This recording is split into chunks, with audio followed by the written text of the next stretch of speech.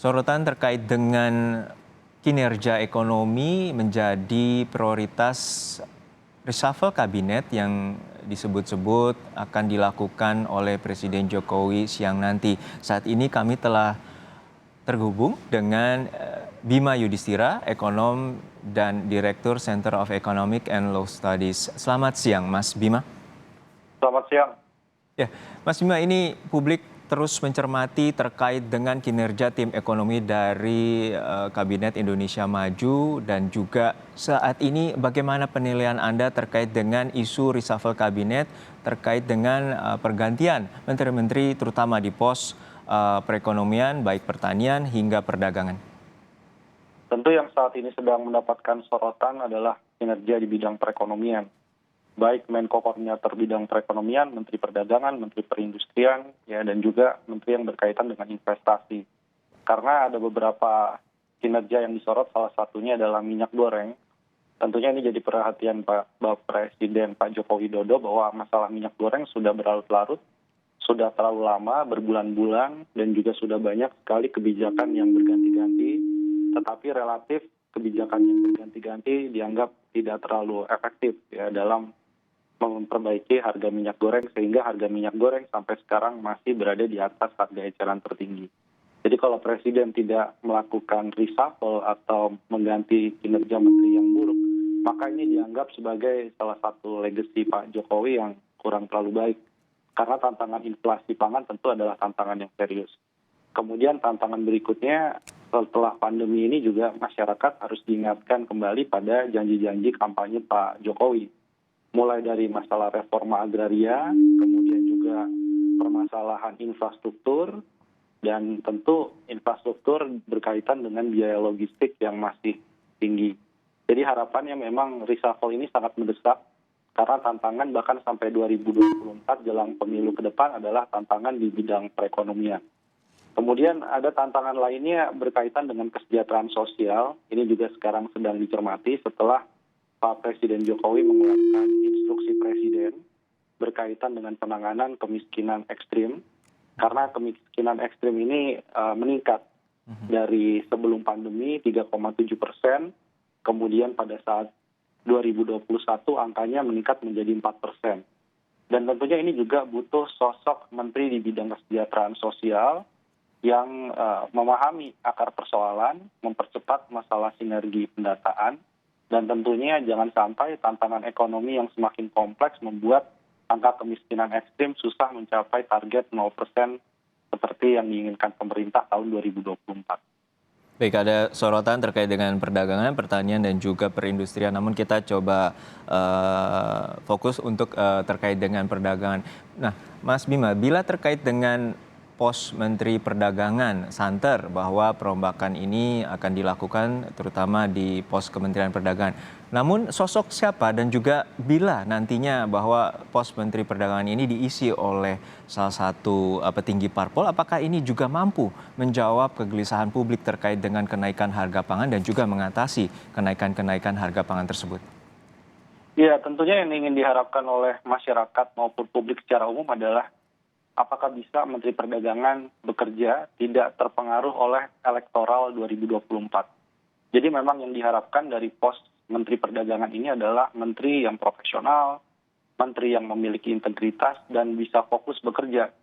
Karena 2022 sisa semester kedua ini sampai 2023 akhir merupakan momentum yang krusial, tantangan perdagangannya lebih kompleks. Sementara kalau dia berasal dari partai politik, yang dikhawatirkan adalah tidak bisa membagi fokus antara kinerja dengan masalah urusan rumah tangga partai politik atau pemenangan 2024. Ini kan Menteri Perdagangan adalah salah satu menteri yang kemudian paling disorot dan menteri yang sentral. PR-nya pun banyak, jadi diharapkan ini bukan ajang konsolidasi politik, tapi lebih ke arah orang yang tepat dimasukkan ke dalam kabinet untuk membantu Presiden memang menyelesaikan permasalahan. Bukan hanya minyak goreng sebenarnya, tapi juga ada permasalahan soal impor pangan. Kemarin juga ada permasalahan pengawasan di internal Kementerian Perdagangan setelah Dirjen Daklunya ditetapkan tersangka oleh Kejaksaan Agung. Kemudian juga soal kinerja ekspor. salah satu PR kinerja ekspor kita adalah Januari sampai bulan April terjadi kenaikan pertumbuhan yang tinggi, neraca dagang besar, tapi neraca dagang itu lebih disumbang oleh pertambangan. Jadi kita hanya diuntungkan naik turunnya harga komoditas batu bara. Sementara dari sisi kinerja ekspor pengolahan itu pertumbuhannya relatif jauh lebih rendah. Hanya seperempat pertumbuhan dari ekspor dari batu bara atau barang tambang. Jadi ini salah satu PR besarnya adalah ekspor ya dijaga, impor juga dikelola, dan juga integritas. Jadi kita harapkan bisa mengawasi jajaran bawahnya, jangan sampai terjadi kasus ya mengulang yang sama soal izin ekspor impor. Tapi begini Mas Bima, bahwa santer nama yang akan mengisi Kementerian Perdagangan yaitu Ketua Umum Partai Amanat Nasional. Tentu kita masih menunggu pengumuman resmi bahwa apakah dengan sosok ini Anda yakin bahwa persoalan ekonomi dan juga persoalan harga bahan pokok dapat diatasi bila Presiden masih mengakomodasi kepentingan politik? Ya, tentu itu memang reshuffle hak prerogatif presiden kita hargai. Tetapi bagi pelaku ekonomi, bagi masyarakat, sebenarnya yang penting adalah 100 hari ke depan. Kinerja dari Menteri Perdagangan yang baru, kalaupun dia berasal dari partai politik, apapun partai politiknya, bisa nggak menurunkan harga eceran tertinggi minyak goreng. Itu saja dulu satu yang paling masyarakat hadapi sekarang. HET minyak goreng di bawah 14.000. Kalau dia berhasil, ya mungkin ini bisa jadi kritikan dari pengamat, kritikan dari masyarakat yang tadinya skeptis bisa berbalik menjadi positif. Tapi kalau mengurus minyak goreng misalnya dalam 100 hari kerja, rantai distribusinya masih belum selesai, masalah pasokannya juga masih belum selesai, maka bisa jadi 100 hari pun harga minyak goreng belum bisa menyentuh level harga eceran tertinggi. Khususnya minyak goreng yang curah ini. Jangan sampai Menteri Perdagangan kinerjanya tidak optimal diambil alih lagi oleh Menko Marves. Ya. Ini kan kemarin kan akhirnya kita berpikir nih sepertinya nomenklatur kementerian nggak perlu terlalu banyak.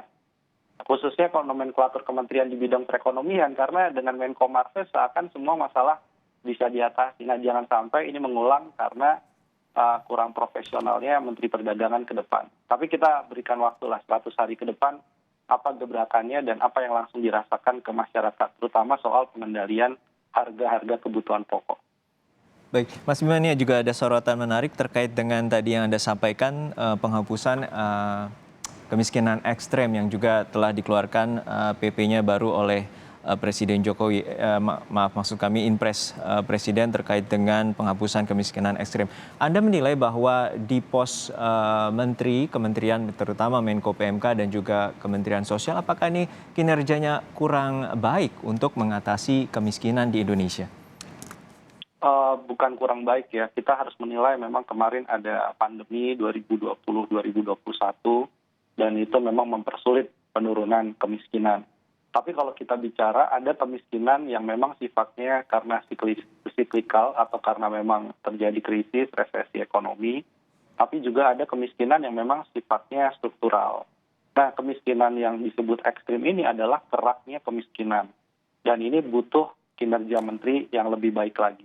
Andai kan tidak perlu diganti, tapi ini menjadi pecutan bahwa menteri di bidang kesejahteraan sosial ini salah satu yang akan dilihat oleh masyarakat, legasi Pak Jokowi ini berhasil atau tidak. Kenapa? Karena bicara kemiskinan ekstrim, di dalam Inpres sebagian besar bicara soal masalah pendataan. Selama ini ego sektoral antar kementerian itu kuat sekali. Contohnya, saya selalu bilang bahwa ada ketidakpercayaan soal data terpadu kesejahteraan sosial.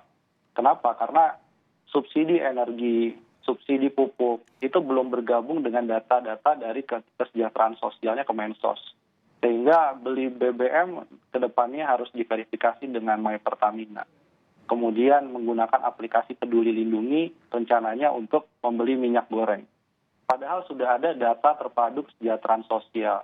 Jadi sebagian besar Inpres kalau dibaca pelan-pelan bicara soal sinkronisasi dan validasi data dari orang-orang miskin yang memang berhak mendapatkan subsidi, berhak mendapatkan bantuan sosial. Jadi kita lebih butuh menteri yang memang berani untuk pasang badan dan bilang kepada kementerian teknis lainnya bahwa satu data orang miskin. Jangan menggunakan data-data sendiri di tiap kementerian, Dan yang kedua, tentunya yang dibutuhkan adalah menteri yang berani bilang kepada Ibu Sri Mulyani atau Menteri Keuangan, anggaran program Keluarga Harapan, anggaran bansos tunai masih perlu ditingkatkan.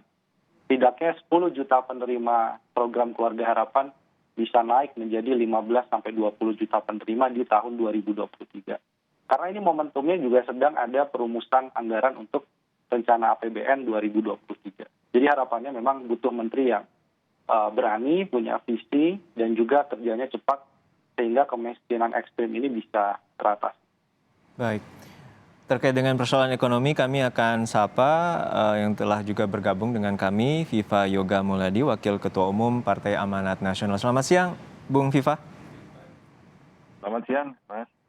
Ya, Mas Bima, Pak. tadi sebelumnya Mas Bima telah menyatakan bahwa pos-pos kementerian terutama di bidang ekonomi ini menjadi sorotan. Sebelumnya bahwa Ketua Umum Partai Amanat Nasional Zulkifli Hasan ini disebut-sebut akan mengisi pos dari Menteri Perdagangan. Seperti apa tanggapan dari Mas Viva terkait dengan kompetensi dan juga kapabilitas dari Bung Zulhas?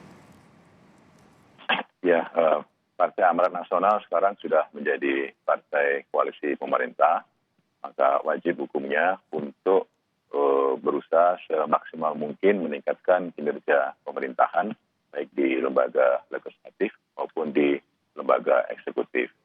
Insyaallah dalam beberapa waktu ke depan, Pak Presiden Jokowi akan melantik Ketua Umum kami, Bang Zulkifli Hasan, untuk menjadi Menteri Perdagangan. Kalau dilihat dari background Bang Jul itu background-nya adalah seorang entrepreneur, seorang pengusaha yang sejak masa belia, masa remaja, sudah berada di lapangan, bergaul dengan para pengusaha keuntungan dari awal, dari bawah, sehingga sekarang punya pabrik untuk perkakas alat rumah tangga. Dalam proses perjalanan sebagai seorang pengusaha, kemudian Bang Jul terlibat aktif di partai politik, masuk di Partai Amanat Nasional. Jadi kalau dilihat dari pengalaman empiris selama menjadi pengusaha, saya rasa Bang Jul memiliki nilai empiris yang bisa menjadi bahan ketika nanti akan menjadi Menteri Perdagangan, karena ini berkaitan dengan spektrum negara yang lebih luas, yaitu Kementerian Perdagangan, maka hal yang menyangkut soal harga, kemudian soal stabilitas harga, soal pasokan komoditas, kemudian soal impor, ekspor, dan perlindungan konsumen dalam negeri, serta beberapa hal yang terkait tugas pokok fungsi dari Kementerian Perdagangan, tentu akan menjadi prioritas utama dari Menteri Perdagangan yang barunya, bahwa support moral dari lembaga legislatif dan terutama dari masyarakat dan pelaku usaha sangat diperlukan, karena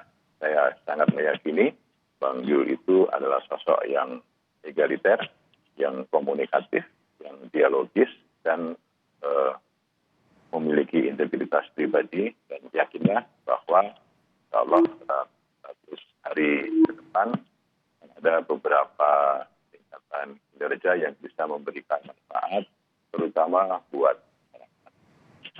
Saya kira begitu, Mas. Ya, artinya ini 99% Ketua Umum PAN akan menduduki posisi Menteri Perdagangan, begitu ya, Bung Viva? Ya, kita tunggu beberapa waktu ke depan dari istana. Dan sebelumnya juga pembicaraan ini cukup intensif. Bisa Anda sampaikan bagaimana perbincangan dengan Presiden terkait dengan PAN dan juga akan membantu posisi di Kementerian Perdagangan? Soal itu adalah menjadi prerogatif atau menjadi kewenangan Presiden. Tentunya Presiden juga telah meneliti, memonitor, dan menimbang-nimbang beberapa calon-calon yang terbaik yang akan duduk di kabinetnya. Dan ini adalah merupakan bagian yang tidak terpisah dari komitmen Partai Amanat Nasional untuk terus bertanggung jawab dan meningkatkan membantu meningkatkan kinerja pemerintah, baik di lembaga legislatif maupun di lembaga eksekutif. Dari beberapa rangkaian proses sejarah bagaimana Partai Amanat Nasional masuk sebagai partai koalisi, tentunya publik juga sudah lihat. Intinya sekarang bahwa negara Indonesia ini adalah negara besar dan Kementerian Perdagangan adalah merupakan bagian yang strategis dalam rangka untuk meningkatkan cita-cita kemerdekaan agar bisa dipercepat dan juga dalam rangka untuk menstabilkan harga, melindungi konsumen, kemudian meningkatkan kinerja para pelaku usaha, dunia bisnis, serta outputnya adalah dalam rangka untuk meningkatkan kemakmuran, meningkatkan keadilan sosial. Itu adalah sebenarnya menjadi bagian yang tidak terpisahkan dari kinerja kementerian. Jadi ini merupakan sebuah pekerjaan besar yang memang tidak bisa diselesaikan hanya oleh satu kementerian, tapi oleh lembaga eksekutif secara kolektif, tapi juga support moral dan support politik dari masyarakat, dari stakeholder, dan dari lembaga legislatif. Baik, ini support moral dan juga support politik menjadi tanggungan dari Partai Amanat Nasional yang saat ini mendukung pemerintahan Joko Widodo, dan tampaknya tadi 100 hari kerja terkait dengan sektor Kementerian Perdagangan telah sempat dibeberkan oleh Bung Viva Yoga Mulyadi. Namun kami akan terus berbincangkan terkait dengan rencana pengumuman reshuffle kabinet oleh Presiden Jokowi, dan juga terima kasih Bung Bima Yudhistira, Direktur Celios, telah bergabung bersama kami, dan juga saudara nantikan informasi terkait dengan reshuffle kabinet Presiden Joko Widodo yang akan hadir sesaat lagi hanya di Breaking News Kompas TV.